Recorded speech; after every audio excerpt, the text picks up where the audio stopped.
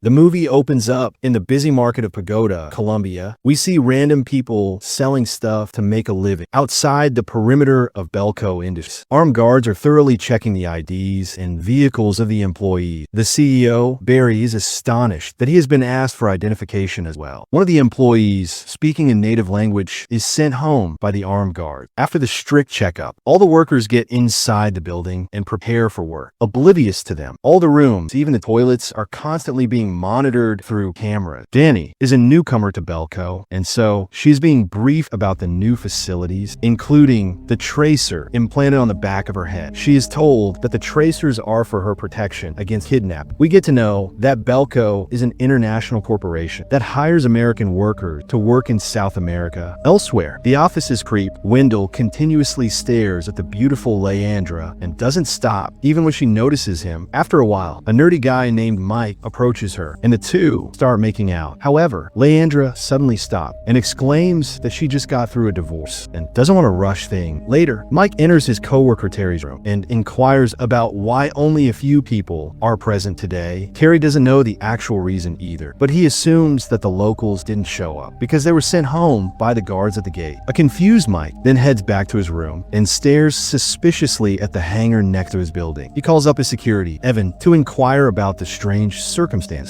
but even the latter has no idea. Suddenly, everyone hears an unknown voice. Let's call it Big Boss. The voice tells them that there are exactly 80 people in the building right now, and after some time, all of them will die. If they want to survive, they must complete all the tasks given by Big Boss. The first task is that within the next 30 minutes, they must kill any 2 employees. If they fail to complete this task, something very terrible will happen to all of them. And with that, the death game begins. At first, no one understands where this announcement is coming from or who is behind it. Everyone thinks it's just a joke, but then they realize that their telephone lines and mobile networks are completely jammed. A woman who had just entered the building tries to run outside immediately, but suddenly all the doors and windows are sealed with metal sheet. Within moments, the entire building is locked down. No one can get in and no one can get out. But Lonnie, who works in maintenance, tries to cut through the metal sheet using a tool connected via Bluetooth, but the metal sheet wouldn't budge at all. Try to calm everyone down. They say this must be some kind of prank, and since they're inside the government building, they're completely safe. But Mike isn't convinced this is a prank, so people go up to the roof and call out to a security guard. But even after seeing them, the guard ignores them. By now, the time given by Big Boss has run out. Suddenly, a device inside a woman's head explodes, killing her instantly inside the building. One by one, 3 employees' heads explode. Since they didn't kill 2 people as instructed, more people were killed instead. Seeing this, everyone is completely terrified. They start hiding here and there, realizing that their heads exploded from the inside, not because of any external attack. Mike quickly understands that the tracker devices inside their head are actually bombs. That's why the local employees were sent home earlier, because they didn't have these trackers implanted. Mike rushes to find a knife and goes into the bathroom, trying to cut into his head and remove the bomb, but there are cameras everywhere. Big Boss speaks again and tells Mike to drop the knife or his head will be blown up. Hearing this, Mike is forced to put the knife down. A man named Terry searches the bathroom and finds 3 cameras hidden there. Big Boss is watching every corner of the building. Meanwhile, Nate asks Evan for the armory key, where the guards' guns are stored, but Evan refuses to give the key to anyone in such a dangerous situation. Then Big Boss speaks again, warning them that if anyone removes a camera or tries to take out the device from their head, they will be killed immediately. After that, the second task is announced. Now, there's 76 people left. Within the next 2 hours, they must kill 30 people. If they fail, Big Boss will kill 60 people once the time runs out. Hearing this, everyone panics. Wendell grabs knives from the kitchen for protection. Some people start fighting each other, while others hide throughout the building. Bert and Lonnie are in the basement. Lonnie gets extremely scared and accidentally hits Bert on the head with a wrench, killing him. Danny, who had come there to hide, sees all of this. Lonnie then grabs her, but she pushes him away to escape. In the struggle, Lonnie's head gets impaled on a metal rod, killing him as well. Danny then runs off to hide again. Meanwhile, the employees in the office have split into 2 groups. One group believes that killing 30 people to save the remaining 30 is the right choice. The other group, led by Mike, is completely against killing anyone. Most people side with Mike. Leandra then suggests that they should make a large banner and go up to the roof. Leandra suggests that they should hang a large banner from the roof so someone outside can see it and inform the police. After that, everyone starts working on making the banner. Meanwhile, Norris pulls Wendell and Terry to his side, and the three of them try to open the armory using a torch. Evan and Mike tell them to stop, but they don't listen, so Evan points a gun at them. Mike calms them down, and to prevent them from opening it, he cuts off the gas supply to the blowtorch. Now, the armory can only be opened with Evan's key. After this, people go up to the roof and start hanging the banner, but the guards below see this and start firing at them, and one of the bullets hits Keith in the hand. Then Big Boss announced that even putting up a banner is not allowed. Disappointed, everyone starts going back down, but suddenly Norris hits Mike on the head, knocking him unconscious, and takes his gun. However, Evan throws the key down. Enraged, Wendell stabs Evan in the stomach, killing him on the spot. Now Norris picks up the key and opens the armory. There are several pistols inside, which they distribute among their group. After that, they gather everyone in the building into the lobby at gunpoint. Only Danny is still hiding. Meanwhile, Mike regains consciousness and is also brought to the lobby. Now, Norris has to decide which 30 people will be killed. First, he separates those who have children under 18. Then, to begin, he calls all the elderly people forward, and after that, he randomly selects 30 people, including Mike. One man refuses to follow their order, so Wendell shoots him on the spot. After that, they make the rest of the people sit in a line and turn on loud music to drown out the scream. Then Norris starts shooting them, one by one in the head. Mike tries to reason with them, telling them this is wrong, but Terry points a gun at him. Danny, who is still hiding, hears the gunshot and switches off the main power, plunging the place into darkness. Everyone starts running in chaos, and a few more people get killed in the confusion. Meanwhile, Danny finds Roberto, and the two of them climb on top of an elevator and hide there. After this, Norris and his group start hunting down people across the building, but some employees fight back and manage to kill two of their men. Now only Norris, Wendell, and Terry are left. Then Big Boss announces that only 29 people have been killed so far. If one more person isn't killed within 2 minutes, then 31 more people will be executed. But no one is able to kill another person in that time. The time runs out, and Big Boss announces that since they failed to complete the task, 31 more people will now be killed. Suddenly, Terry's head explodes first, then one by one, many people's heads start blowing up. We see that Big Boss has buttons with all their names, and by pressing them, he's detonating the bomb inside their head. Now only 16 people are left alive. Then Big Boss announced the final task. Within the next hour, whoever gets the highest number of kills will be allowed to leave the building alive. So far, Norris and Wendell have the highest kill count. As soon as the announcement ends, they start hunting down the remaining people. Even Vince, who was against all of this until now, starts killing others to save his own life. And then he spots his secretary. To survive, she tries to seduce him, but Norris goes up to her and breaks her neck because he doesn't want to waste bullets. After that, he heads to the elevator and seeing people hiding on top of it, starts shooting. Danny manages to move aside in time, but Robert can't escape quickly. He gets caught between the elevator and the wall and dies. Meanwhile, Leandra, searching for Mike, reaches Marty. Marty tells her that he's been collecting the bomb from the heads of the dead body so he can combine them and create a big enough explosion. To make a way out, the three of them then head toward Mike, but on the way, Wendell spots them. They hide behind a table, but Wendell shoots Marty and his friend in the head. Leandra crawls under the table, gets close to Wendell, and then uses a nearby axe to brutally split his head apart. Finally, she finds Mike and gives him the bombs she collected. Just then, a man throws a Molotov cocktail toward them, killing a woman in the fire. At the same moment, Norris arrives and kills that man. He also starts shooting at Mike and Leandra, but they manage to escape. Around this time, Danny comes out of hiding for some reason and takes the elevator down to the lobby. As soon as the elevator door opens, Norris shoots her in the head. Meanwhile, Mike realizes that Leandra has been hit by one of Norris's bullets. She dies there from blood loss. Now only Norris and Mike are left alive. Enraged by Leandra's death, Mike attacks Norris. A brutal fight breaks out between them. In the end, Mike gets hold of a tape dispenser and repeatedly smashes Norris's head with it, killing him. With that, Mike becomes the sole survivor of the game. Since Mike is the only one left alive, the building doors finally open. Two guards come in to take him and bring him to the nearby old hangar, where the entire death game was being controlled. There, we finally see Big Boss. He reveals that he's part of an international organization that studies human behavior, and everything that happened was just an experiment to see how the human mind reacts in extreme situations. He then asks Mike how he feels now. Mike notices the panel of bombs switches with all 80 employees' names on them. Then he reveals something shocking. The bombs he collected, he secretly planted them into the guards and Big Boss's pockets. Suddenly, Mike runs and activates all the bomb switches, except his own. The bombs in the guards and Big Boss explode instantly, killing them on the spot. Mike then grabs the guard's gun and shoots the remaining people,